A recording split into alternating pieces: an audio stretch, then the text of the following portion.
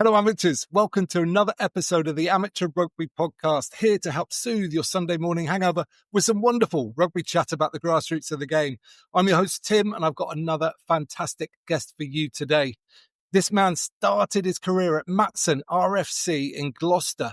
He had a fantastic career in England, Wales and France, and is now back at his childhood club as a player coach. Please welcome Mr. Shaun Knight. Shaun, how you doing? Yeah, good, Tim. Thanks. Welcome to the show. Tell me all about Matson when you first got involved in the club. What was it like when you got involved and all the characters? So I was up there from probably about 1 year old. From what I can remember, I was probably even up there as a baby in the pram. I can't remember that far back. But obviously my dad and a lot of family members played there. So that's why I would have been around it. And then when I hit the age of about, I'm sure it was 6, it was just straight into the rugby, into the Matson youth section back then, which I think ran about five or so sides. So yeah, it's just part of my growing up, part of the blood, I suppose, if you put it that way. It's just one of those things. It was play for Matson or don't play rugby. I love the family atmospheres in clubs. So was your family like the only one, or were there other families as well that were really part of Matson? Oh, there's so many. I could list loads, but going even to our present day first team this year, we on one weekend, I can't remember who the game was against, but we had 4 sets of brothers and a set of 3 cousins all playing in the first team at the same time. And I would say out of those brothers and cousins, over half of them were at the club anyway. Their dads played. So yeah, the family thing goes a long way. I mean, even now, like my son's playing there, and my mate's son is playing there, and he was playing with me when we were 7, and it just goes like that up there. Yeah. So obviously you're developing as rugby players, but you're developing as people at the same time. Is the rugby club an integral part of that? Oh yeah, definitely. We go up there, we play the game on a Sunday. A lot of us would go up and actually watch on Saturday. Whether we watch much rugby is another thing. We were going around playing rugby, playing football. And I don't know if you remember, at the bottom of the Matson pitch used to be an old driving range, because the golf course is literally there. So we had hours of fun on that driving range, probably getting aimed at by the golfers with the balls. We just had hours of fun. We had obviously the robbers were there. It was literally through an alley. You're at the old 9-hole golf course. There was a little lake there, and so it wasn't just the club. Obviously, we branched out just around that area, and it was good times. Like, you remember back on them, and the rugby was the integral part of it. But we just had fun just in and around the club. Yeah, amazing. Now, listeners might know that I grew up just down the road in Cheltenham, and I was fully aware of the pride that all the Gloucester clubs have in their city. Yeah. So tell me what it was like when you sort of transitioned and ended up signing for Gloucester. When I signed at Gloucester, I was actually still a registered Matson player. So I come through St. Peter's sixth form college and the academy, but I was still playing games for Matson seconds and firsts at the time, when I could, around school rugby and stuff like that. So that sort of all come when I was about 18. Obviously, you go through an academy setup, and then you get signed into what was called then the senior academy. So that's when you're full time. You'll be getting a little bit of pay, but you'll be doing as much training as what anyone does. It's a bit like an apprenticeship, I suppose, in some ways. It's like low pay, but you're basically doing your apprenticeship like you would if you was an electrician, a plumber. That's your rugby apprenticeship. So when I signed that, at first it doesn't really sink in, because you just think, oh, I'm still just trialing out. But I suppose it sunk in for me when I was about 20. So you start to go through the England under-20s stuff, and that's when you think, oh, I could actually, I could push on. I played for England under-20s for 2 years, and then I had my first Gloucester appearance when I was 19 in the old LV Cup, whilst I was doing the England 20s. So I think once you make that first appearance, and the pride, that was at Kingsholm as well. I mean, you're a local boy playing for Gloucester. I think it's what they'd all dream of. I think it's a little bit different now with it's a bit more like college based, and I think it's a lot more professional from when they're like younger. So for me, I was still a 16 to 18-year-old, just like normal, training a couple of times a week, and that would have been about it. Yeah. So tell me about that debut, Shaun. Who was it against, and what was the feeling like when you were going onto that pitch? Because 19-year-olds for a prop Yeah. going into senior rugby is a big deal. Yeah, so I can't actually remember. I thought I struggled to remember, but now we started talking about it. It was against Worcester in the Alvey Cup, so a local bit of a local rivalry. I had 7 minutes off the bench, and I had probably about two scrums against. I don't know if you remember Adam Black. Yeah. He was like cap for Wales. He was the size of a house. He was like, obviously I'm a big lad, but he was like, then he would have probably been a vet, like close to a veteran. He must have been like mid early 30s. So it was a bit daunting as well, but it was 7 minutes of go on and not really worry about anything. It That was is really bizarre because I've played against Adam Black as well. I played against Worcester when they came down into the championship, and it was Adam Black was my opposite number that day as well. So that's quite a strange yeah, that is coincidence. strange. Yeah, he was a decent pro. Yeah, In big solid guy, like you big, said. So uh, the other thing I want to know, because obviously you're still very much developing at that sort of age, and I know you went and did loan spells at Cinderford and Moseley. What was that like for you? Did you find like a great positive in that, or was it difficult? How did it go for you? it was brilliant. It's what any young, especially a prop, but any young rugby player just for me, it's just got to go out and play. Obviously, I was quite lucky. I was quite lucky that I got through in the deep end in National One and the Championship in my first 2 years because Cinderford were a good National One side back then, and Moseley were a very good Championship side. So for me, it was a bit. I had to learn pretty quick. I enjoyed both my times at Cinderford and Moseley. I thought it was brilliant for my development. I loved it.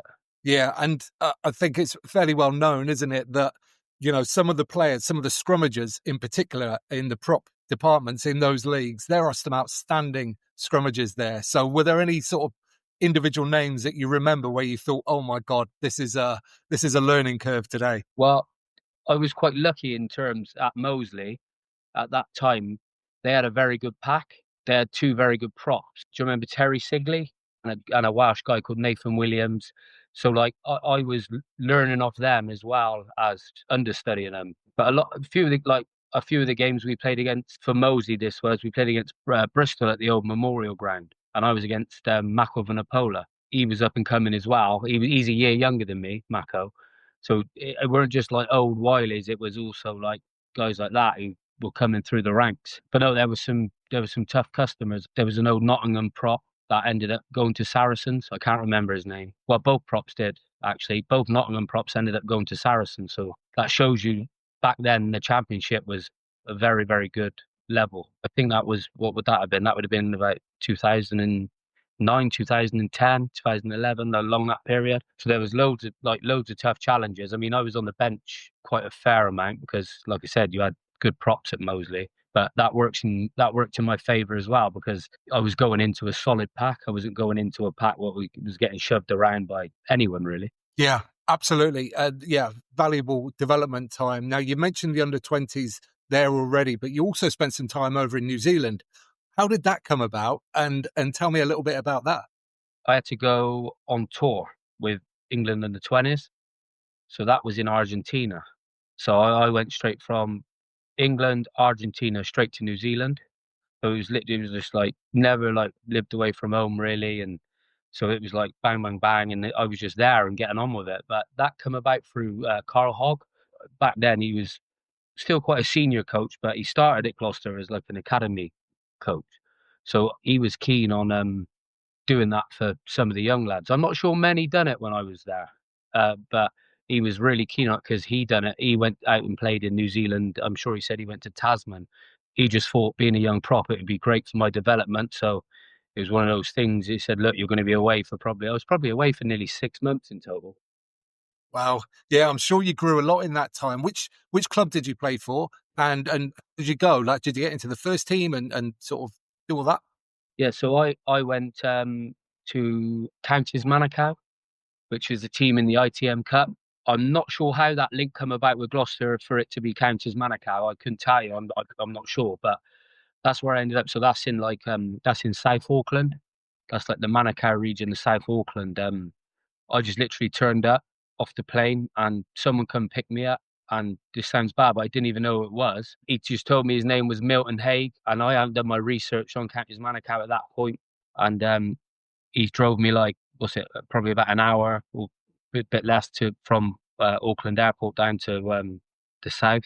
I got back to their training ground, which was at a place called Drury Rugby Club, and then he's like introduced himself as the head coach, the head honcho of Counties Manukau. I was like I didn't even know. I thought he could have been someone picking me up. He could have been the team manager. He could have been like I didn't know. And we got there, and it was sat down from that straight into a real serious conversation about what he's watched me in the under-20s World Cup and what he thinks I'm good at, not good at, and what I need to do whilst I'm there. And yeah, it was pretty like not knowing who he was to a meeting of the plan within an hour.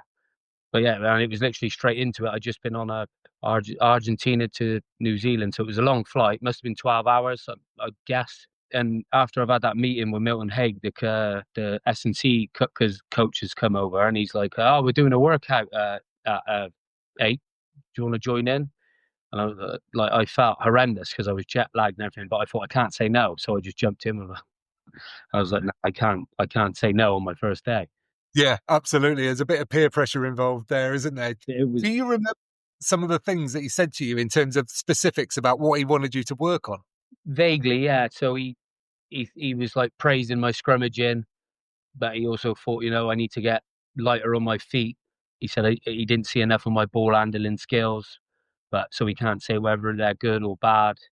But he was on about just getting that little bit fitter, that little bit more agile, because obviously I know it's a bit of a cliche, but over there it literally is that way.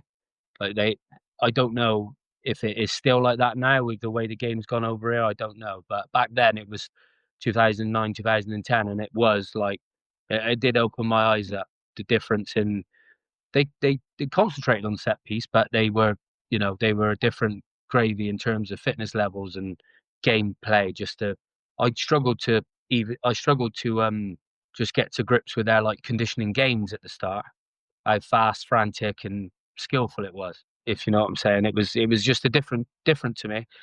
At Gloucester at that time, we were all lifting big weights, anaerobic fitness, scrummaging.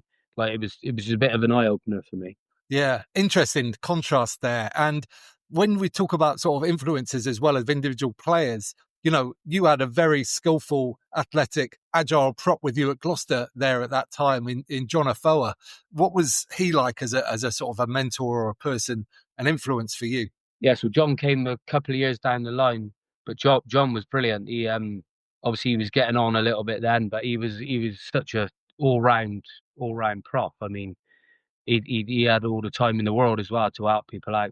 I think by the time he come to Gloucester, he must have been like a 40 cap All Black or a lot, not far off. Anyway, you're talking 30, 40 caps, and he didn't just come there and not say anything, and he helped people out. He helped me out quite a bit. Like he was there for 2 years when I was there, and I'd come across a lot of good props. I mean, at that time, we remember Greg Somerville, the old Kiwi prop. So he was actually at Gloucester whilst I left for New Zealand. I remember getting a phone call off it because he went back to New Zealand after that season, and I woke up one morning and I got a phone call and I didn't know the number, and it's Greg Somerville just checking in on me. He's like, "Oh, Hog has asked me to check in on you. How are you getting on?" Yeah, so you had Greg Somerville, John Afoa. There was always a little Southern Hemisphere influence at Gloucester. Yeah, absolutely. Now, talk to me a little bit about the changes in the scrum over the years, because I retired just before the new engagement laws came in, so didn't go through that transition. What was that transition like for you? Was it positive for you in your game, or did you have to work harder as a result? To work a lot harder. It was my style was suited to the crouch, touch, pause, engage massively. So I had to work very hard. I mean, I hit a bit of a stumbling block at that point in my career when it was crouch, bind, set, and it all slowed down massively. So no, that was a bit of a I call it set a stumbling block. So it was just a different technique I found quite a lot. Like back then, you could just hit the hell out the loose head, make his arm go down, buckle. As long as it come back up, they'd let you put the ball in, and it was just play on. Whereas once you got to crouch bind set, it was I don't know what the word is to describe it. It was a lot more in, tighter, closer. it was a lot more like inner strength on rather than just relying on the hip, basically. Yeah, absolutely. How long did it take you, do you feel, to kind of adjust and then sort of get into the new style that you needed to do? Uh, I think a good season, personally. Oh, wow. Yeah, Yeah. there was times where I'd done it well against certain props or struggled more against other props I don't think I would have, if you get what I'm saying, because of the changes in the laws. But I reckon a good season before I properly got to grips with it. Yeah. And what about those other props? Tell me about some of the guys. I always think back to my playing days, and there were people that I just thought, oh, God, it's going to be a tough day today because I've played against this guy before and he is mustard. So, what were some of the names of the guys that you played against where you knew you were going to have a tough day at the office? The strongest one I ever went against, and I say it, there's no question, was Marcos Iurza, the Argentinian from Leicester Tigers. Yeah, he gave me a couple of painful nights at Welford Road. Painful. I think I got yellow carded as well for just nothing but just scrum infringements.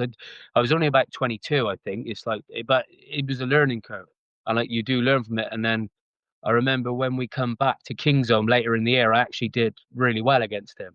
That was all part of the learning. I had my head shoved up my ass basically, and it's now what can I do to fix that? And I can't remember what it was because obviously it was a long time ago. But yeah, he gave me some couple of torrid nights at Welford Road, that's for sure. Probably later in my career, I had a couple of tough times against Ellis Genge. He's just a fierce competitor, and he just would rather die than go back in the scrum, basically. So that's and you see that in the way he plays rugby. That's basically, I don't know if that is his motto, but that's what it feels like. It certainly looks like it Yeah, from the outside. that, There's no question about that. Now then, you went off to Newport Dragons as yeah, well, and there's another great character there in Brock Harris, who was he there at the same time as you? yeah, he was. Yeah, Tell me about Brock. me and Brock were in pretty much direct competition. But again, what he was a great bloke. He was very deceiving. Like you thought he'd be this big South African, just big, slow. But he was actually like really fit. You watch him move and his stamina and all. That was probably the most surprising thing. And then like you look back and how he could just keep going and going and going. He had the fitness of like a back rower, but also could play both sides of the scrum. Was equally as good at both really at that level.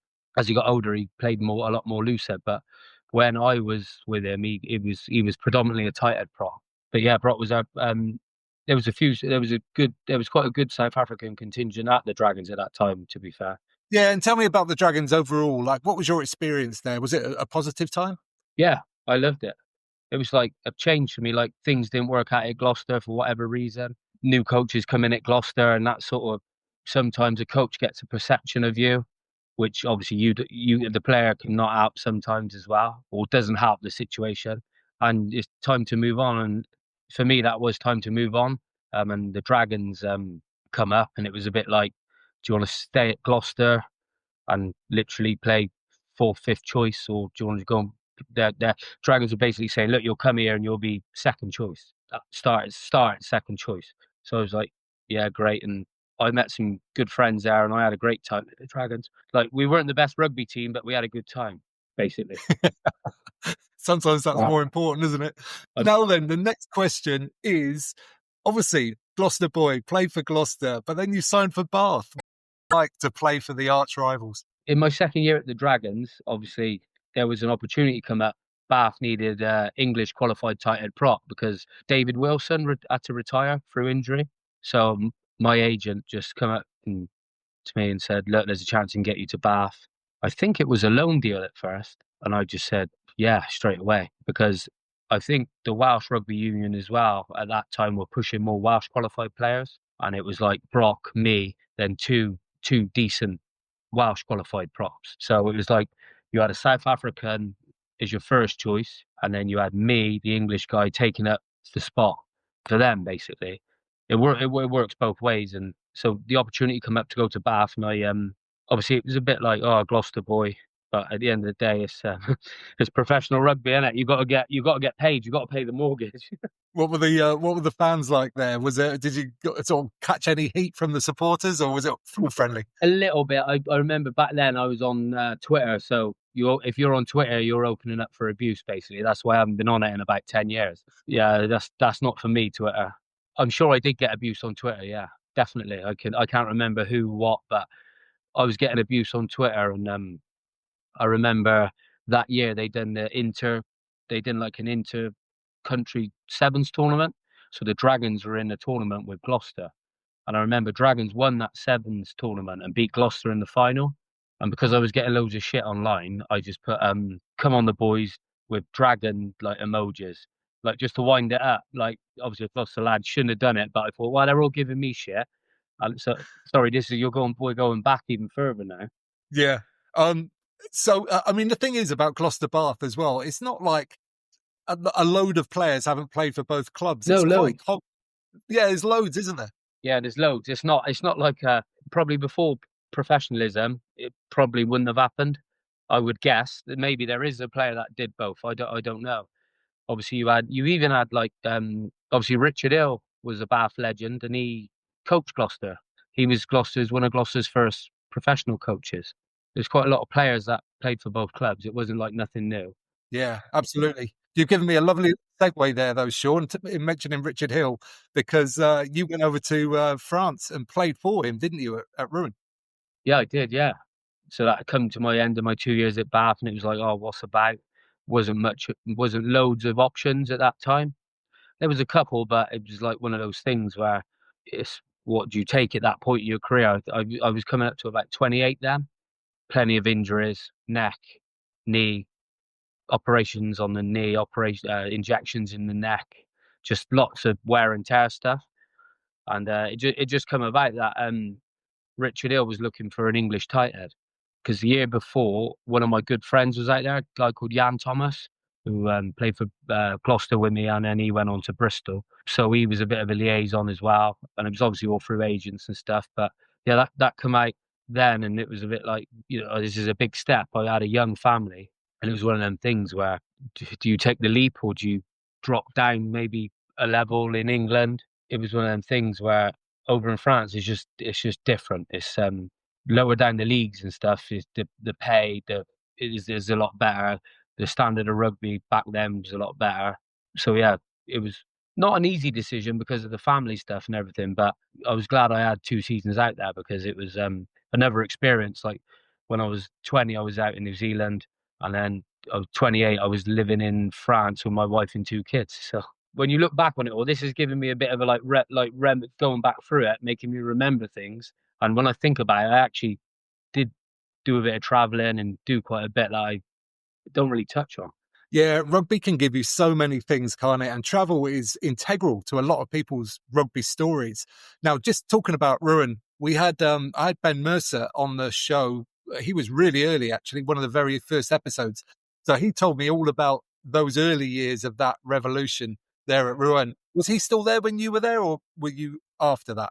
I was after Ben Mercer. I think maybe was Ben Mercer at least a year or two. Okay, so what division were you in then, and were you sort of pushing for promotion at the time? Yeah. So when I got there, they just missed out on going up to the Pro D2 the year before. I think they lost in the final. So it was literally this year was the push to do it, or there was chat of like, it's like over there with its presidents with money. If they don't see a return in their investment, they'll go. So it was like, look, we've got to do it this year. So when I went out there, they would have been the third tier. And yeah, we basically it was do or die, and Did you do it? we done it. I Happy was days. This I continues. always give my mate Jan a bit of shit and say like, he had to get get me over there to do it. You lot couldn't do it, and he was like say to Ben Mercer and Luke Cousins, like, well, I haven't seen Ben Mercer in a long time, but when I seen Luke Cousins, they say, well, they had to send in some more boys to get it over the line and stuff like that, just winding them up. It was great. Bit of extra quality needed. Now let's go back to something we are talking about right at the start, and that is family. So I know your cousin Kieran is doing really well at Gloucester at the moment, and just tell me a little bit about him and how you sort of like your relationship and how you maybe helped him over the years. Yeah, so obviously with my family, there's a lot of us, and it's all in a small area of Gloucester, basically. And probably, what is it? You split it around the clubs, probably 60% play at Matson, 20% play Coney Hill, and there's a little offshoot that used to play at Old St Trillian, St Bridge. So it is one of them. It's I grew up quite close with Kieran and his brothers because they were always around Matson Rugby Club. So yeah, so when Kieran was about 12 or 13, I was actually helping my dad's friend coach that team. And so Kieran was in that, and he was just a big old bruiser even then. He's a good player, and he's done well. He's done really well, to be fair. I mean, he come through literally just as I left Gloucester is when he started to come through. He started coming through the academy and stuff. No, I still see him quite regular because he doesn't live far from me, and it's good to see him like push on because he's had some tough times at Gloucester where he's fell out of favour, but he seems to a couple of times he seemed to dig in and get his way back into contention. So yeah, no, he's done really well, Kieran. Yeah, you got to have that fighting spirit, haven't you, as a prop? You mentioned it earlier with the way Ellis Genge Yeah. attacks a game. It's a key characteristic that a prop forward's got to have, not just the size, not just the strength, not just the technique, but you've got to have a tough mindset as well. No, yeah, well, I think the front row is the only like position on the pitch where you are literally directly against each other. So it is personal. Like it's a one-on-one personal battle. Everywhere else you could say it is, but it's not like being at the front of that. It's just not the same. 100%. It's not the same. Okay, then, mate, back to Matson. Tell me, I mean, I think I know why have on the basis of this conversation, but what's your role going to be there going forward, and what do you hope to achieve at Matson and for Matson? So I've been coaching on and off with Matson since I was about 18. So I've always been at the club helping out a certain age group. Then when I was about 24, 25, I started helping out with the senior stuff then. So it was inevitable when I finished playing whatever Cinderford, when I had a couple of years at Hartbury, Cinderford and all that, I was always going to go back to Matson. It was just a question of when. And that was last year. I'm 35 now. So it's probably a little bit old to give him too much on the pitch, but I can still do my bit, you know. It's not. I've never really been athletic anyway. First year, last year as a player coach, like a couple of people said to me, like, "Look, it's tough. Being a player coach is a tough role," and it was tough. But I'm hoping now I've got my head around that. I've had 1 year of being a player coach. I've learned from a lot of things and have nots and like what to do. So this year I brought in another coach with me called Matt Teague. So he's going to help me out with he's going to do the backs in the attack so I can concentrate on other stuff. Just need a lot of help basically. And Matson's a club where they don't pay any players. They have to fight for what they get, like on and off the field. It's just one of them things where we're in a league. We play at level 5, so which is like the old Southwest One, like Southwest Prep. It used to be called. Now it's called Regional One Southwest. So it's like level 5, tier 5 of the RFU leagues.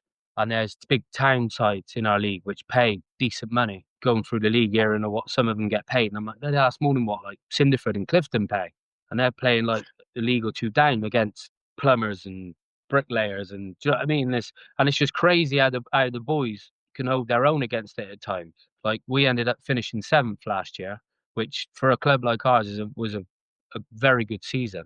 We had a lot of injuries. Like it's difficult because 1 week we'll have a great side, next week we'll be going away to St Austell in Cornwall, and so can't play, so and so can't play.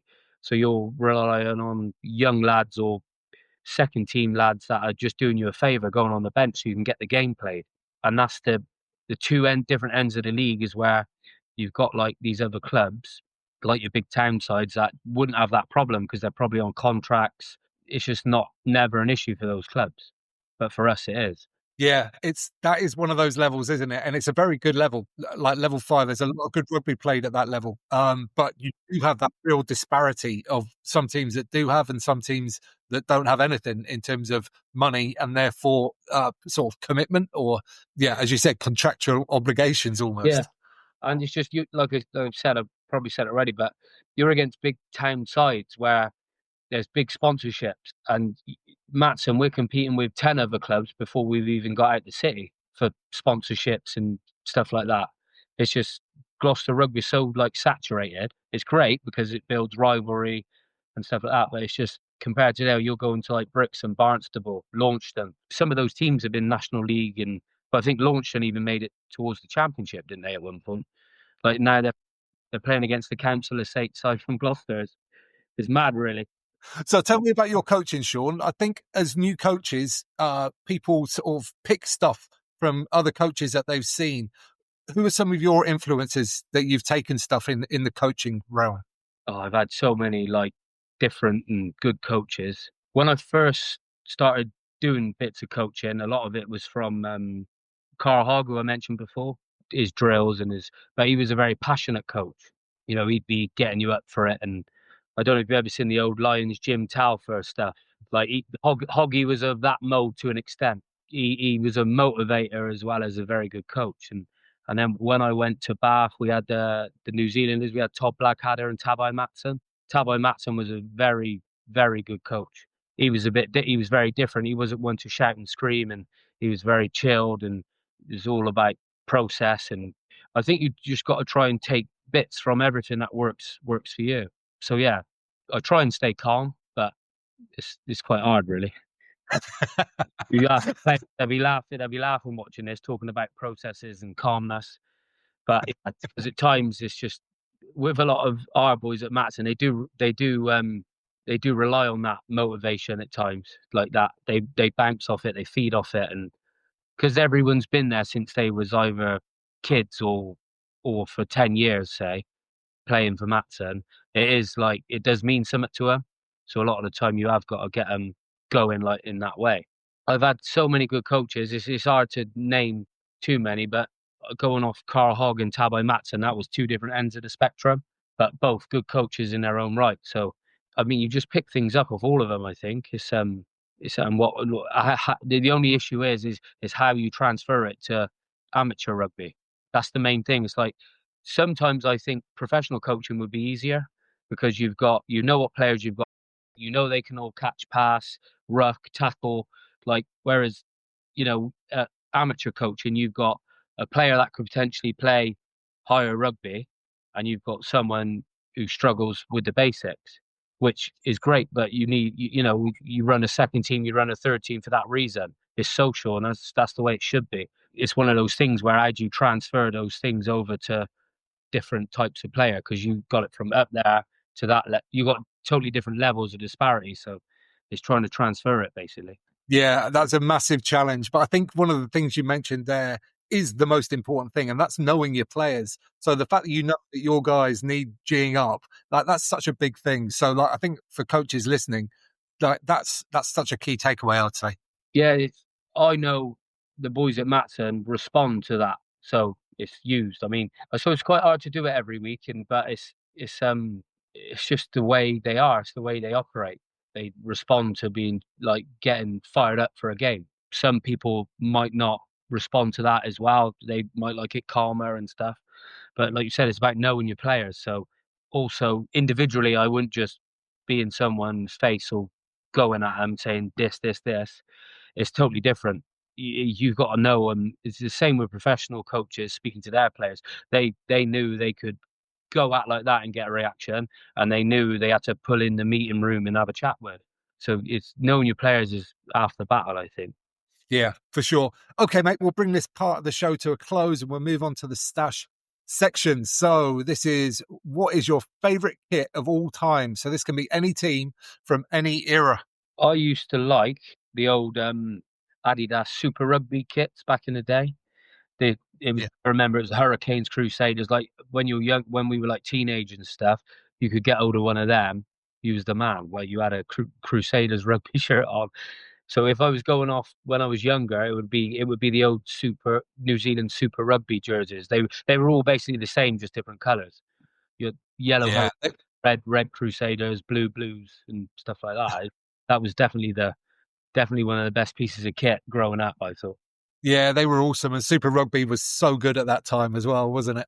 Yeah, it was amazing. We didn't obviously now you see everything, you see clips of everything and on social media. Back then it was you either got up early on a Saturday morning if you had Sky, so you could watch it, or that was the only time you'd see any of it.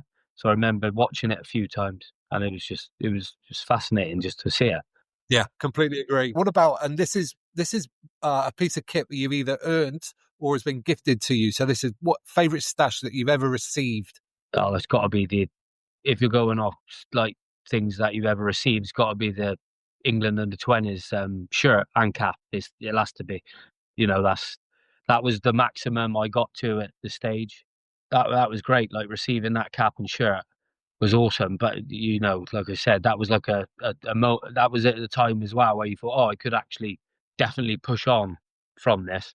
It was like a spark moment where you think, yeah, I could actually push on and be a half decent professional rugby player. How many games did you play for the under-20s? I played in 2 years. So I played in 2009 and 2010. So you had Six Nations and World Cups. So my first World Cup was Japan, and my second World Cup was Argentina.